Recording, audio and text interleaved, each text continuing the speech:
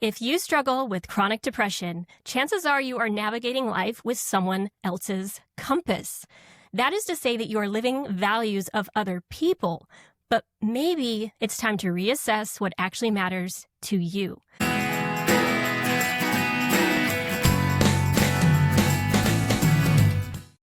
Today, I have an incredible guest, Dawni Angel.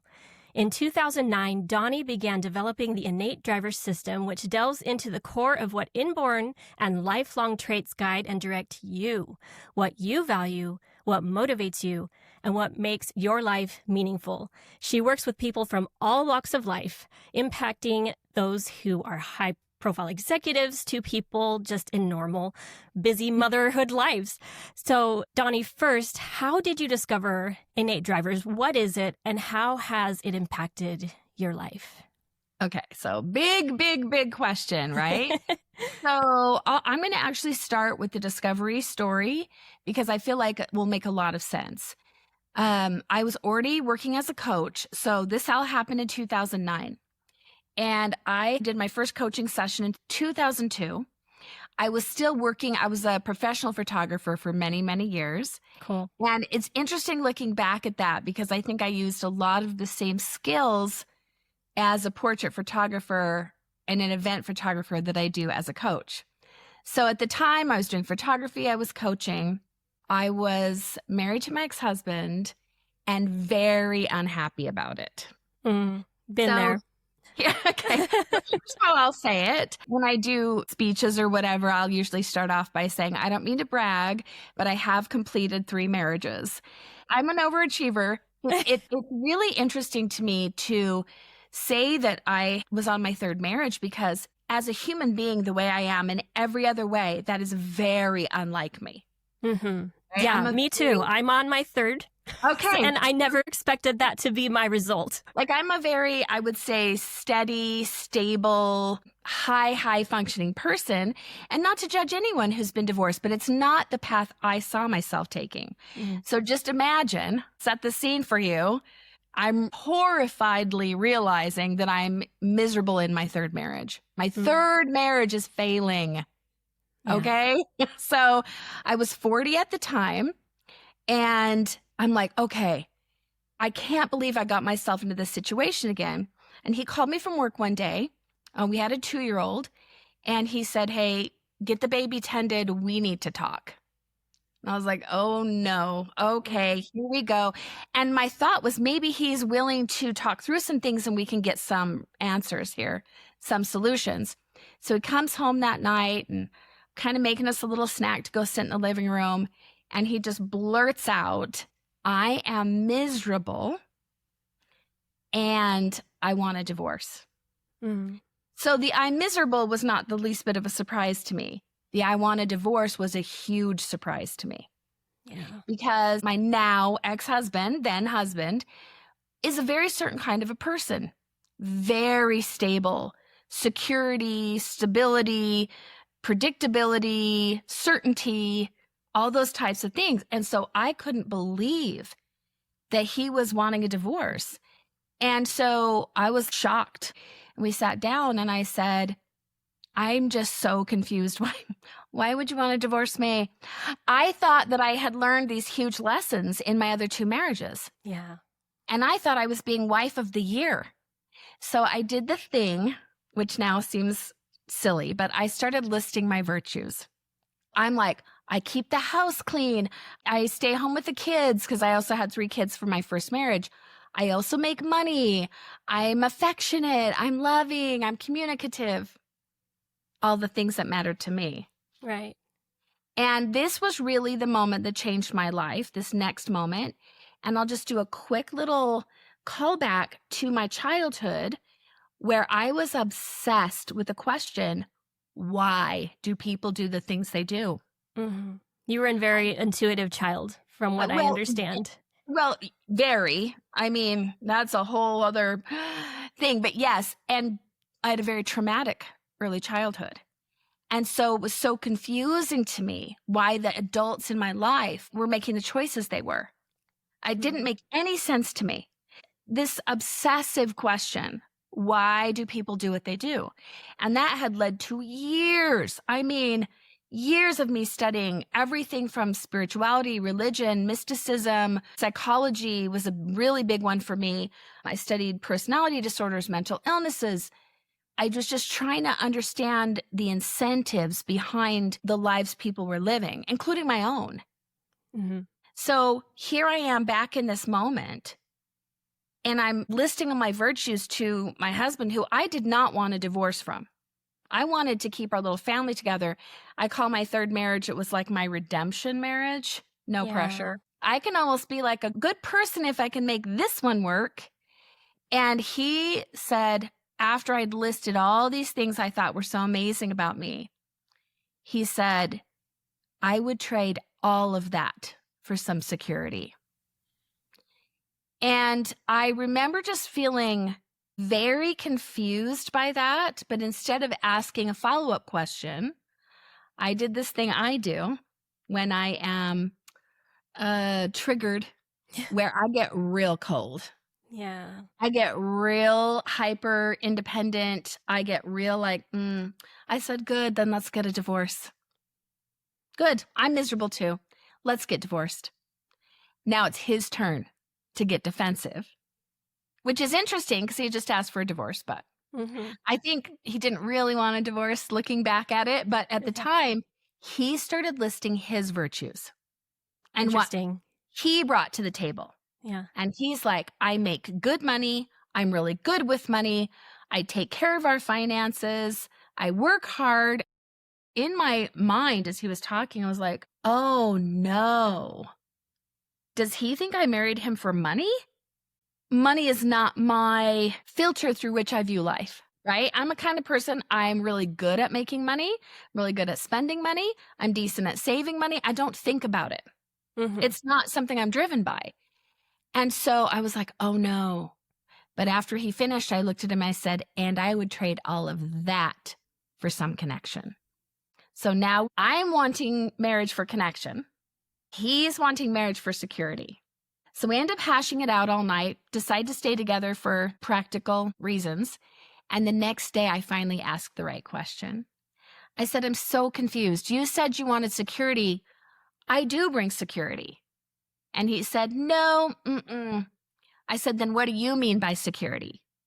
And he's like, first of all, I need you to work a W-2 job. I'm so tired of the ups and downs of you being an entrepreneur. Basically, predictability, X amount of money in savings, certainty, all these things. And I was like, oh, honey, that's not going to happen. I'm psychologically unemployable. I'm an entrepreneur on a cellular level. Yeah. Prison. No, like literally. And later realizing that autonomy is my number one non-negotiable. But at the time, as we sort of were having these conversations about what was incentivizing us, I realized on the deepest possible level, wow, I've been asking why my whole life, looking for a universal answer. And instead, what I found was we are all quite unique, driven by different things, have different non-negotiables. So Innate Drivers is what I call my work, but there's also an element of that is about your non-negotiables. Interesting. And we are living life through the filter of ours, unconsciously thinking that other people are just really terrible at playing our game. Exactly. Right? Right. Yeah. That took me a long time to realize that not everybody thought like I did or could anticipate my needs. And I don't understand. This seems like so basic.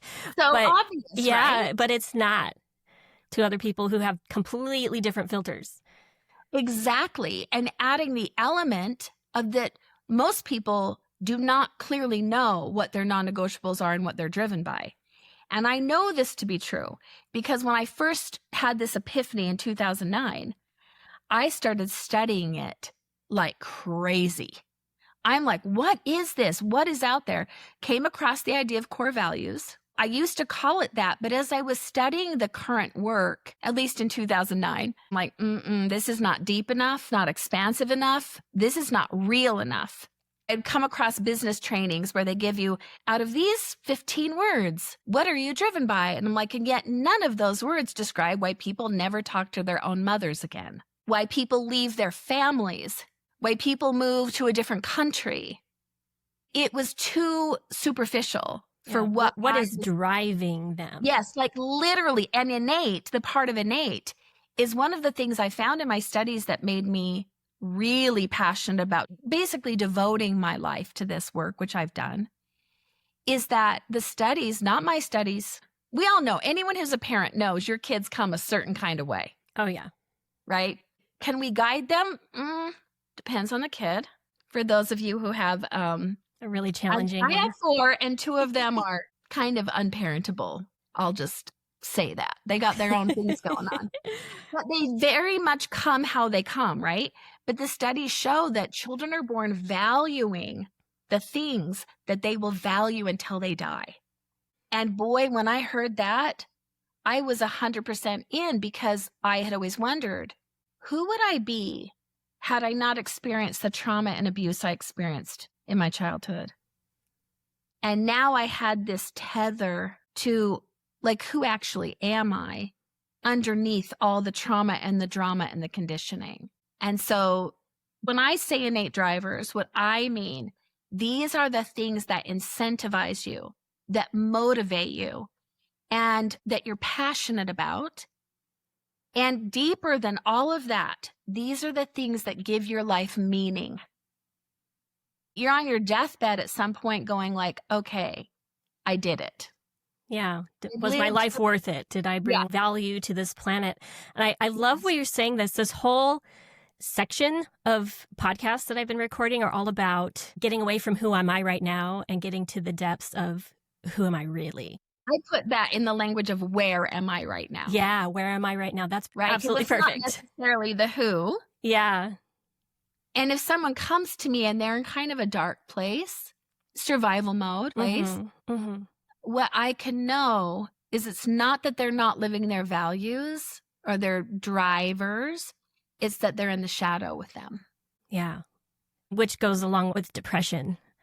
There's so many people who are so confused about, for 25 years, I was chronically depressed. And I was very confused about even what I wanted, just on a basic level, what my needs were and why I was doing the things I was doing. Because I was looking at myself and trying to psychologically analyze, why do I act this way? I do not want to be this way. I don't even know how to change it. And I didn't understand what was driving me. Why is it so hard for so many people to identify what we really care about? What's getting in the way, and why are so many of us operating under the influence of other people's values, and we're going in the wrong direction because of it, thinking this is what we're supposed to do, and then we're miserable because we're operating on something or someone else's compass, whether it's society, parents, friends, religion. Every person I've met, now there are probably exceptions to this out there, and I'm so happy for them, but everyone I've met has been taught from the time they were little in many different, some big and some very nuanced ways. The message is this: you should be different than you are. You should be less shy. You should be more quiet. You should be better at sitting down and doing your schoolwork. You shouldn't be so adventuresome. You should be more adventuresome. There's so many messages, whether it's from parents, peers, siblings, teachers, religious leaders, political leaders, that say you should be a certain way. And it's very confusing because it's not even like they all agree. Right. It's these extremes. And for me, it was, you're too intense. You're too angry. Anger isn't necessarily awesome, but directed in the right way, it's pretty awesome. It's very powerful, right? Anger is a really powerful tool for moving us into more alignment if we use it that way. And for seeing behind the BS, a lot of times anger is a BS meter. This isn't right. This isn't true. So, okay. So if you picture a child who is being told in a million different ways that they should be different than they are, And that when they do act in an authentic way, in a childlike manner, which means that can be a lot. I did this to my kids, I'm sure. Settle down. And it's not that we can't obviously teach our children how to get along in this world, how to consider other people, how to collaborate, how to work harmoniously. I genuinely believe there are ways to do that and keep their spirits and their joy and truth intact. It's directing that motive, that energy in an appropriate way into the healthy expression of the driver. Mm-hmm. And so when you take into account how much conditioning, public school alone, and I'm using this word very deliberately, is an insane amount of conditioning. If I were doing it now, I still wouldn't homeschool. I don't have the temperament for that. But I would definitely find an alternative. There's no question. I would pay someone to homeschool my kids is basically what I... Which is what a lot of people do that too. Yes, right? Yeah. When you see the amount of conditioning that your kids are under and that you were under as a child, it makes a lot of sense that, again, especially your first and second driver, they're not so much neglected as drawn into the shadow. Mm-hmm. So an example of this from my life is my number 2 driver's connection. So little callback to that experience with my now ex-husband. We did end up staying unhappily married for another 7 years. Wow. After that, trying so hard to harmonize our drivers. He was not interested in that harmonization. We share a beautiful daughter who's now 17. And really, I feel like a very happy ending to the story, because we get along fine now. I don't know that I would have ever discovered it without the constant push from a spouse telling me I should be different than I was. Yeah, I have so much thanks to my 2 ex-husbands for what they taught me. At the time, it was traumatic. Yeah. And I was resentful and had a lot of anger and hate. But now I look back and I'm like, thank you. I actually thank him in the foreword of my Innate Drivers book I'm writing right now. Mm-hmm. I'm so grateful to all the lessons, and apparently 4th time's a charm.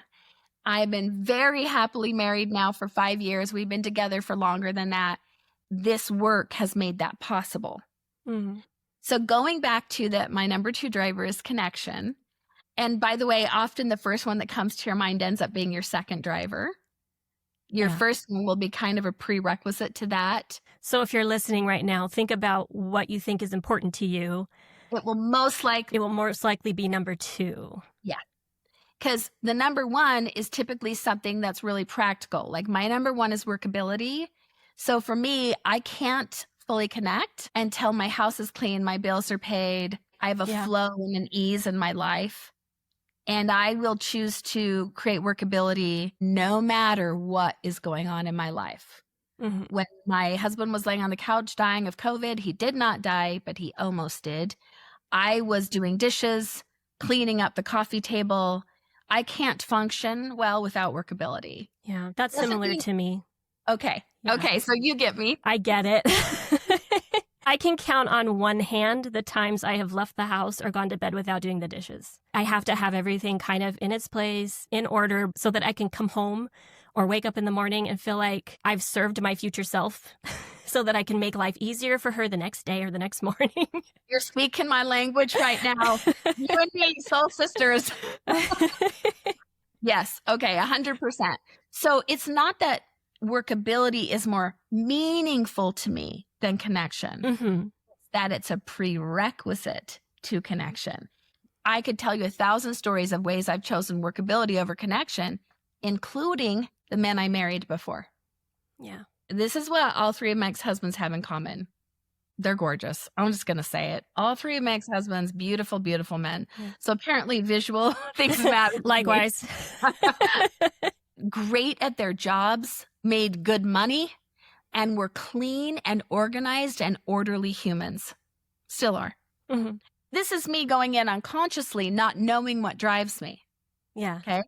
I'm actually going to return to your question, going back to why have we come away from the health expression of our drivers? The other one is, I'm just going to give a shout out to it, and it's not what we're talking about today, but it's a big part of the work I do, and that's our core wound. Everyone has a core wound, except for there are probably some gurus on the planet that don't. I've never met them. When we're acting from our wound, we are acting from survival mode, right? So here's how I consider it. I see the wound to be surviving. By the way, zero judgment. Zero. There's no judgment that I have about survival mode. Well, it's more like a reaction, and most people don't even realize they're doing it. 100%. This is actually something I do a lot of work around, surviving versus thriving, and then in the middle, reviving. I teach big workshops and retreats and executive teams this subject, so this is one of my passions as well. The wound, if the wound is survival mode, your non-negotiables are reviving mode, and your drivers are thriving. So your non-negotiables come even before your drivers. They're the foundation for your life. They're not what you're driven by or passionate about. They're more like, if you think of Maslow's hierarchy of needs, this is where it's individuated. When it says like basic safety, everyone feels safe in different ways. Right. So what is that way that you feel safe? This is your central nervous system, is your non-negotiables. So again, thinking back to my ex-husband, lucky number 3 is what I like to call him in my mind when I'm differentiating between my husbands. Our poor ex-husbands. Bless you all. Bless every ex-husband in this world. When I think about his security is probably a non-negotiable for him, because without it, like if our savings account went under a certain number, to him, we were 30 minutes from being homeless. His central nervous system was dysregulated. For me, that's how I feel about autonomy. I was madly in love with my second husband, and I left him because of the lack of autonomy. Can you describe what that means to you? I own my body and I own my life, and I am at choice 24/7. So the thought of like having a boss, especially at 56 years old, but I felt this way for a very long time. The thought of having a boss that's like, you can't take your lunch right now, I would burn a building down. Okay. Remind me not to hire you as a W-2 employee. Zero chance that I would allow that. Obviously, I wouldn't really burn a building down, but I have walked off. The last W-2 job I walked because they said I had to come in on Saturday and I had a really important event. And I was like, I'm done. Absolutely not. You cannot tell me. So you can imagine how that went growing up. As a teenager, I actually ran away from home at 16 years old for 4 months. Lived with a cousin because my parents kept impeding in some pretty deep ways. Yeah. A lot of parents don't get it. They just don't get it. They were practicing on me, right? I was the guinea pig.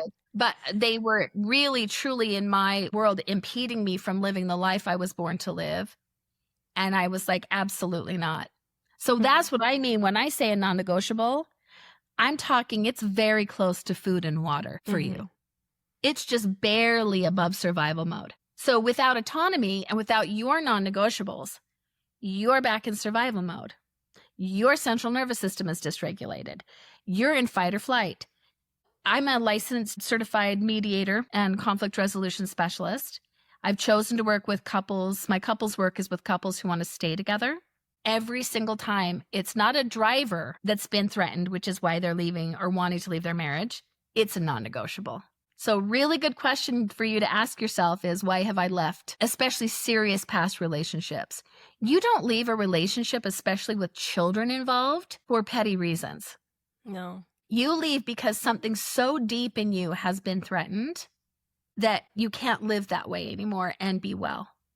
So when I get these couples clear about their non-negotiables, their own and each other's, everything starts to shift if both of them are willing to do the work. This is real, fundamental, essential to live a thriving life. So would you say that what you do is quite a bit more productive than a marriage counselor? Number one, I'm the wrong person to ask because my marriage counseling was so horrific that I would say it actually hurried the divorce along. Maybe just a bad experience for you. Yeah. I mean, I tried quite a few. I do have a marriage counselor that I refer people to, only one. He's phenomenal. His name is Jonathan Sherman. He's in Utah. If you're struggling and you need insurance to cover it, because I do not take insurance, I'm a coach. But I have seen it to be very difficult because I don't believe in compromise. I think compromise breeds resentment, and it's a lose-lose. Yeah. What I'm a fan is harmonizing. I want to see a couple harmonize. So going back to the fact that workability is my number one, well, my wonderful husband, who I'm completely in love with, and he's stuck with me until I die, and I will die first. He's way younger than me, so the odds are good. His number one is creation.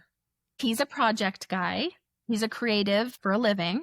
And I'll tell you, he has about 4 rooms full of stuff I would prefer he didn't, because workability. Right. But what we've done is ask the right question. How do we create workability in our home without impeding his creation? We have beautiful answers. The garage is his, and I try not to think about it or open the door. Right. His office is also his, and his truck. Those are his. And then he is so wonderful, not just about not bringing his stuff into the common areas, but also in his creations. He's constantly making me things that increase my workability. There you go. He loves having a clean house. Yeah. Well, so does my husband. The struggle he's expressed over and over that he resents more than anything, and I'm not sure where the line is. He likes to put things places like right in the middle of the living room where I watch it for sometimes a month, but he doesn't want me to move it because he wants it to be there when he needs it. And so I'll move his stuff because I'm trying to make it look nice in the room, and I'll put it in a drawer or I'll put it in his truck or somewhere that makes sense to me. And then he'll be upset because I moved his things, but I can't have sanctity and peace in the home because I'm having to look at this cluttery thing like a tube of caulk, right on the counter. I'm like, I can't. There's zero chance that would work for me. And here's what I would say. So my husband, I'm not saying your husband does have this, but my husband has ADHD, a 9 out of 10 for my lovely redheaded Aries husband. Yeah, he's Aries too. Oh, yes, exactly. So my husband's name is Gideon, and with Gideon, out of sight is out of mind. So what we have done, because we had something very similar, he had to be able to see it to be reminded of it. Right. Is in his office. I found it. He put it together, a big, huge unit in his office that is like open shelving. So all of the stuff he uses on a daily basis is right in front of him where he can see it. It's not behind doors. It's not in drawers. So we have found these solutions because we've been asking the right question. And I feel like it's improved and enhanced both of our lives and both of our drivers. So in our marriage, instead of 3 non-negotiables, we have 6. Instead of 3 drivers, we have 6 drivers in our marriage. And we take them very seriously, and we honor each other's as we honor our own. So you're combining 3 and 3 is what you're saying. Absolutely. The day I realized that creation meant as much to him as workability does to me, I actually cried because I could see all the ways that I'd been pushing his creation as if it was not that important. Not only is it his livelihood, he's a videographer and photographer, really, truly, truly an artist, phenomenal, but it's also his joy. If he goes a couple of days without creating, he gets unwell. Why would I ever want to threaten that in any way, shape, or form? Right. So it's really profound. It's not just a profound way to understand yourself. It's a profound way to work in collaboration with others, spouses and children particularly. Those are my favorite. Having gone through what I've gone through with divorces, I'm so passionate about families and doing everything in my power to help people keep their family intact. And understanding your children's non-negotiables and drivers is such a game changer that I don't even have words for it. This is going to sound dramatic. I genuinely believe it's why my 17-year-old daughter is still alive. She went through a very rough couple years, 12, 13, the middle of COVID, lost all her friends, wasn't able to go to school. I knew from the time she was 9 what her drivers were, let alone her non-negotiables. And we were able to show up for her as she was going through some real gnarly stuff in a way that was able to keep her here. What were some of her drivers? So her number one non-negotiable, which shows up a lot, is exploration. Try to stop that kid from exploring. we had to find ways. Okay, bike rides, art stuff. We really had to create ways for that to still happen. Her number one driver is love, which for her is like acceptance and belonging, compassion, quality time, presence. And because she wasn't getting that with her friends, we made sure she got it with her cousins and then with us as her parents. Mm-hmm. And so to know exactly how to show up, number two is freedom for her, number two driver. She had to be allowed to still live her life in every way that we could make that happen. And then number three is creativity. There was a lot of creativity for us during COVID and during her years of depression and anxiety. Those things have continued to be beautiful gifts. She's doing much, much better now, but she doesn't just feel loved by me and her stepdad. She feels understood. We all want that so desperately. I kind of knew, but I didn't fully know until I was asked by the University of Utah to come speak to their psychology department. And we're sitting in this big, beautiful room at the U. All these kids are there between the ages of like 18 and 26 or something. And I said, raise your hand if you feel like your parents love you. Every hand except for one went up. And I said, raise your hand if you feel like your parents understand you. Exactly opposite. Only one hand went up in that whole room. Yeah, I felt that. I felt like my dad understood me, but I didn't feel like my mom understood me. And that was hard.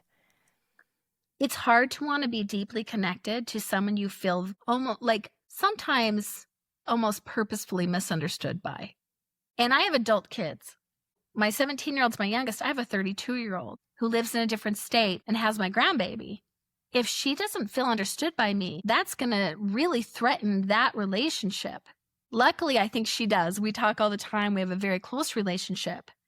I do have a son I think maybe doesn't feel fully understood by me. I'm working on that, but it is harder to connect. Yeah. He's my only child that we haven't officially done his innate drivers. He doesn't seem interested. So it's like guessing game. Yeah. I look at my kids' astrology charts sometimes to try to guess what's going on in that brain of theirs. And it does help quite a bit. But yeah, it's just so hard when you want to understand, but you're so different. And that's why we're doing this whole section on personalities, because when I realized that my mother was the polar opposite of me, literally everything that motivated me meant nothing to her. And vice versa. The value system, what I valued, what she valued, completely different. So it was this constant misunderstanding because what we would say would go through these filters that were completely opposite of each other. Yeah. And then it would end up in hurt feelings and things that were very unnecessary if I just understood the way my mom's filter worked, which has made an incredible difference. And she now understands the way my filter works. And we have an incredible relationship now, but it took almost 38 years for that to happen.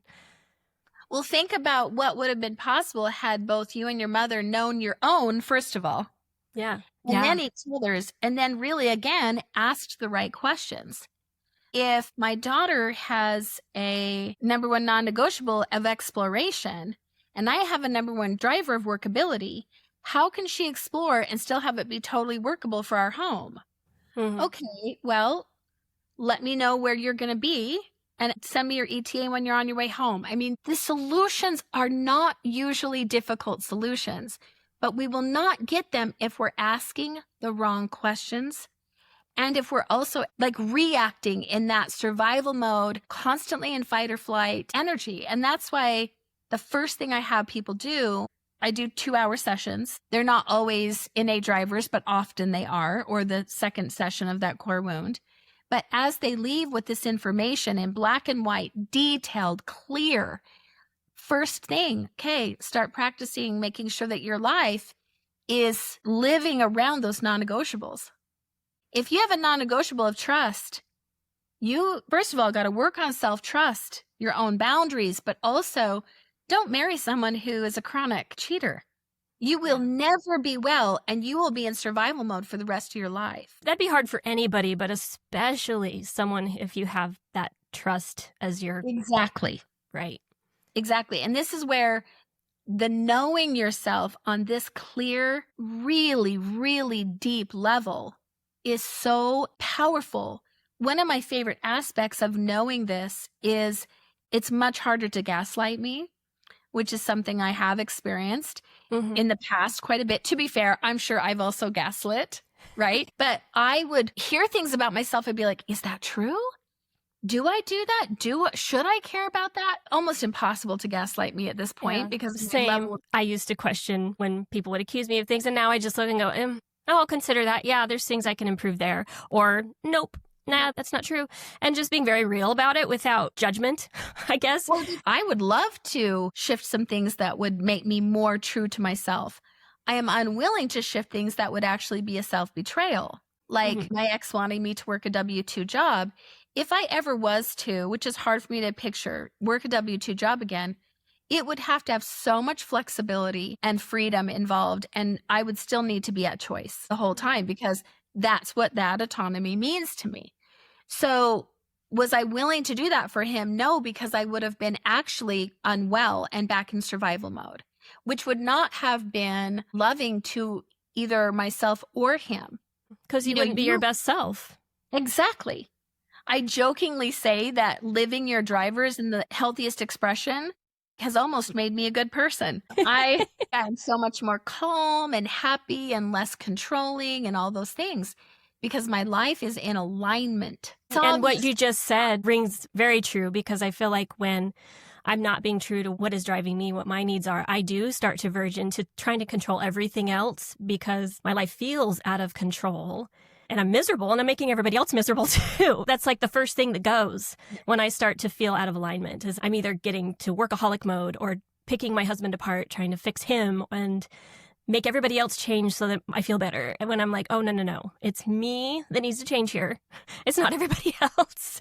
This is a me problem. But it's often hard to do that when you're mentally ill or really struggling with the depression and anxiety. You're not well most of the time. But a lot of us look outside of ourselves instead of within. Inside, right? Well, and speaking of survival mode and looking outside of ourselves, there are two main things that I see show up in survival mode across the board, almost comprehensively. The first one is blame, and the next one is shame. Blame and shame are survival mode energies. Again, we're not judging them. We're not blaming blame or shaming shame, but we are just noticing, oh, I'm doing some of these things. I'm in survival mode right now. And then as an individual person, your non-negotiables are your rope out of survival mode. So I am primarily an executive coach. I have a lot of CEOs, business owners. So most of my clients, many of them between the age of 33 to 55. And a lot of them are men. What I've noticed is if someone comes to me and they're 48 and they're chronically unwell, right? Now, I am the first person to tell you there's so many factors and physiology is a huge factor here. That's not my forte, although I've studied it intensely. But talking about the type of work I do, which is more the mind, the mental, the alignment work, every single time they are negotiating with at least one of their non-negotiables. So let's say peace is a non-negotiable for them, and they're in a marriage where it's constant drama, trauma, conflict, abuse, and they never feel at peace. Yeah, they're going to be chronically unwell.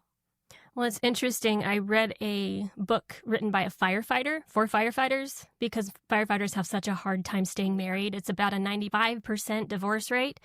One of the things he said that I've never read anywhere else was that one of the indicators that you're either going to make it or not make it is how you handle conflict. So two people who are kind of vicious and hash it out and yell and shout, if they're both there and they can forgive afterwards, those often work. The ones where they're both passive, where they avoid, those often work. Yeah, to some degree, right? To some degree, yeah. And obviously you have to work through those things and you have to be respectful and you have to be doing your best and being trustworthy and all of that. But in general, your fight style, and then there's those who do it the appropriate way that we're taught, where you say something and then they say something and you validate, and that's great too. But ultimately, you don't want one person pursuing and the other backing down or vice versa. Yeah, you've got to be honoring what works not just for you, but for the other person. Because it can be very traumatizing for someone who it doesn't work for them to be yelled at. I'm one of those people. I'm not a yeller, and I don't think I ever need to be yelled at again unless I'm about to get run over by a car or something. Yelling does not work for my central nervous system on any level. I've had enough yelling to last me the rest of my life. But my husband doesn't mind it at all. Good for you. You can't yell at me. One of my non-negotiables is support. And I do not feel supported on any level when I'm getting yelled at, especially where he knows that doesn't work for me. So much of this is about, again, yes, understanding, but also honoring. It's not enough just to understand somebody. Do you truly honor what matters to them? And you don't do that at the expense of your own. Don't use it against them. Don't weaponize strengths. Oh, that'll go very bad. That will... I can destroy someone in one shot. Absolutely. And again, the people who really value this work are the people who have a desire to have harmony, collaborate, feel aligned in themselves, live a life they were born to live. It took me a long time to realize that there are genuinely different types of people in this world and that not everyone wants that. That was a heartbreaking realization for me of like, there are people who truly do not want to find peace or harmony. Not many, but they're there, right? When you think of someone talking about narcissists, they're not going to be interested in your non-negotiables, only to weaponize them. Right. So this is work that works in relationships where both people are willing to care deeply about what works for another person and who want to create workability and harmony and peace and growth and these type of things together. And being willing to ask the tough questions of, is there anyone in my life who I'm in denial about cognitive dissonance or whatnot that I need to separate myself from or distance because that describes them? They're never going to care, even though I want them to care. That's a pretty big step for some people. Oh, it's huge, especially if you're married to them and you have children and you're financially dependent on them. So when I work with couples, I will never work with a couple together to begin with. They're not going to tell me the truth together. So I meet them separately. And the very first question I ask is, do you want this relationship to work? If they are a yes, here's how that goes. Absolutely. Yes, I really do. I don't want it to stay like this, but I really want this to work. This answer, that's a no. We got to talk more about this. But I can't tell you the amount of times it's one person in the couple is like, yes, I'll do whatever it takes. The other person's like, not really. Okay, then I'm going to help you consciously separate as well as we can, usually for the sake of the children, and to not create any more trauma. Right. But you guys, you got to have two people that want this, especially in that romantic relationship. Now, if we're talking about children, particularly minor children, you showing up for them does not mean that your 8-year-old's going to try to figure out what your non-negotiables are. You can share yourself with your children, and I think it's beautiful to do that. But this is a way for you to be a better parent and for you to create some ease for them in understanding themselves. Saying things to your children like, gosh, I notice that you get so excited when you find or learn new things. Do you think discovery is important to you? To help them to see it. To help them to see it. I wanted to make one more comment because I want to make sure this gets covered. When I was saying before that people don't usually neglect their first and second drivers. If they're not in a good place in survival mode, they'll be distorted or corrupted into the shadow. So for instance, and I've experienced a lot of this when I was younger, so workability could distort and did for me into OCD, perfectionism, control behaviors. I had 4 kids and I had vacuum lines in my carpet every day. That's not healthy. I used to do the same thing. It was ridiculous. It was ridiculous. What a waste of a life. So the shadow of connection, that can be really drastic, like having affairs, inappropriate connections, but it can also be codependence, enmeshment, entanglement. So legacy is my third driver. And for me, the shadow of that has been choosing my own family of origin over my spouse, being loyal to my family of origin to a fault. Because legacy for me is largely about family, generational healing. I love doing genealogy. Yes, I want to make a difference in the world, but mostly I want to make a difference in my family and heal the generational trauma. Which is wonderful. Thank you. And yes, in the light and in the healthy expression, they're all beautiful. In the shadow, they can get pretty muddy, pretty corrupt. And you can think of any driver. Think of something like stability in its shadow being that rigidity. So you're saying that people who are in fight or flight are more in tendency to go to the shadow of drivers or non-negotiables? Yeah, the non-negotiables and the drivers will go into the shadow. So thinking about with my non-negotiable of autonomy, rebellion. Don't tell me what to do. And very much. I mean, as far as archetypes go, that's one of my top archetypes is the rebel. You must have a lot of Aquarius in there. I'm an Aquarius moon. Yeah. Aquarius sun right here. Oh, okay. I'm a Gemini sun, Aquarius moon, and a Libra rising, so I'm a triple air. Ooh, it's a lot. Yeah, it's a lot. And have found a lot of balance there through, I mean, of course, I'm all about the mind and the mental and the cognitive, but I found a lot of balance through self-awareness. And also I'm always listening for other people's drivers, not to manipulate, but to honor, to know what language to use there. I use the example with my husband. I have a big, huge family. We're together all the time. Family reunions are a lot because there's 67 of us from my parents on down. So it's a lot. So my husband's number 1 is creation. His number 2 is sovereignty. Number 3 is growth. So, hey, Gideon, if you choose to go to the family reunion this year, right there, right? Sovereignty. You choose to go to the family reunion. And by the way, I would not be mad at him if he didn't. Yeah. What you could do is you could bring all your camera equipment. We're going to a new place. You've never been there before, growth. And you could shoot some stuff for he has a lot of side projects and work and all the things. Well, right there, I've just honored all 3 of his drivers. Not to manipulate him into going, to leave him at choice. And if he comes, he'll enjoy it. I love that. And I think if he had different drivers where it was acceptance or wanting to feel loved and you offered that same wording, they would feel like you don't want me to go. Yes. Or you're leaving me out. You just want to go without me. And you'd have a totally different result. So understanding how the people you love operate and honoring that, even if it doesn't make sense to you. To me, it takes a lot of effort to put myself in that space because I can be so in my own head. But it makes a world of difference when you do and saves so much energy and time, and everything around you thrives when you're taking care of your people in the ways they need. You're thriving, you're helping them thrive. And you actually get really pretty good at it pretty quickly because the results are so phenomenal that it stops feeling like any kind of a chore and it starts feeling really good that you can show up for them. What I've noticed as I'm sitting with someone for 2 hours, I ask probably 500 questions in a normal session.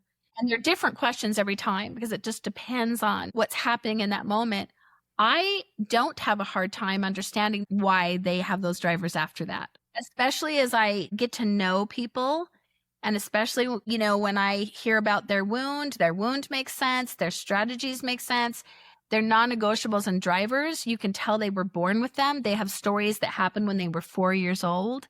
Mm-hmm. I mean, as a mother with my daughter who's got exploration as her number 1 non-negotiable, the stories I have. She wandered off. Look, I could go on and on. She used to beg to live in the woods. Beg me. She'd be like, I want to take a tent. I want to go live in the woods. I'm like, okay. I want to do it all by myself. Exactly. The stories she has, the experiments she would do. What happens when you put toothpaste in a Pez dispenser? There's no surprise there. And it was so clear she was born that way. I started seeing these behaviors in her as a literal baby. Yeah. A baby. So it gets really fun. It gets really exciting. And so to kind of sum it up, as you can tell, I could talk about this forever. It's my passion, my life's work. You had asked me how it's changed my life. The fact that with the childhood I had and 3 divorces, It's such an understatement to tell you that I'm happily married. So beyond that. It's hard to even put into words because it sounds disingenuous. Like, I am 100% satisfied in my marriage. Every single one of my needs is met. I feel totally seen, heard, supported. I have complete autonomy and yet absolute certainty in the strength of that union. And deeper than that, I have absolute certainty in the union I have with myself. To know that if something did happen to my husband or he started making different choices, that I'd be okay. It has created a level of groundedness and centeredness and clarity and excitement as I'm living this aligned life. My life works for me beautifully, like so beautifully. I feel so unbelievably content and excited about every day. Like, that's a lot, you guys. Yeah. And anybody can have this. Anybody can have this. I want to emphasize that.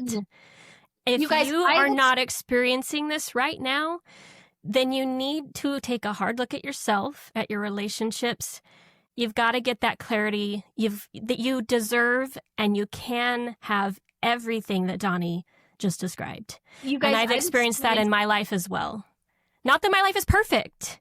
It's not about perfection. It's about alignment. I have experienced every type of abuse there is. And I mean that, like, genuinely physical, sexual, psychological, and spiritual abuse. I've experienced deep, deep levels of those throughout my life. For me to be where I am feels like a miracle. Mm-hmm. It feels like pure grace. Of course, I'm going to dedicate my life to getting this work out there. I do, again, a lot of other type of work that helps you understand yourself. I love human design. I love astrology. I love gene keys. Mm-hmm. This is before that. This is before someone tells you what your blueprint is.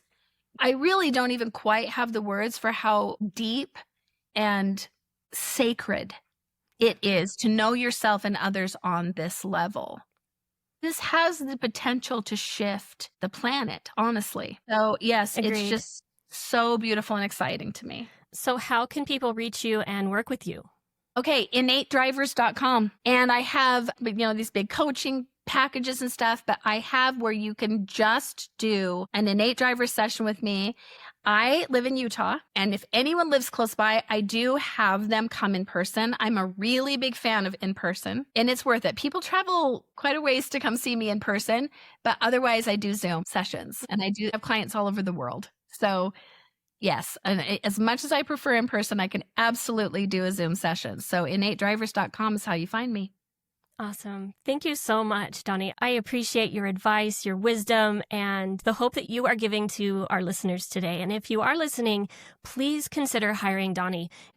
It will have a way for you to email me also on my website. So if you do need a payment plan, just send me an email. Say, I want to do an Innate Driver session with you. Can we work out a payment plan? I'm so passionate about this. I want as many people as want to do this to do this. You are wonderful. Again, for all those listening, take advantage of this. Consider it. Listen again. There's so much in this episode. I'm Jennifer Stirling-Campbell, and you are listening to the Overcome Depression podcast. We will see you next week.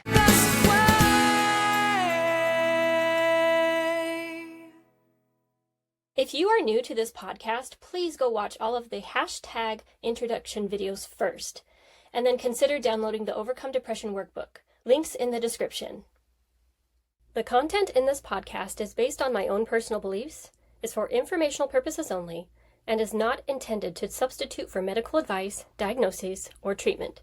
Please refer to the full legal disclaimer in the description.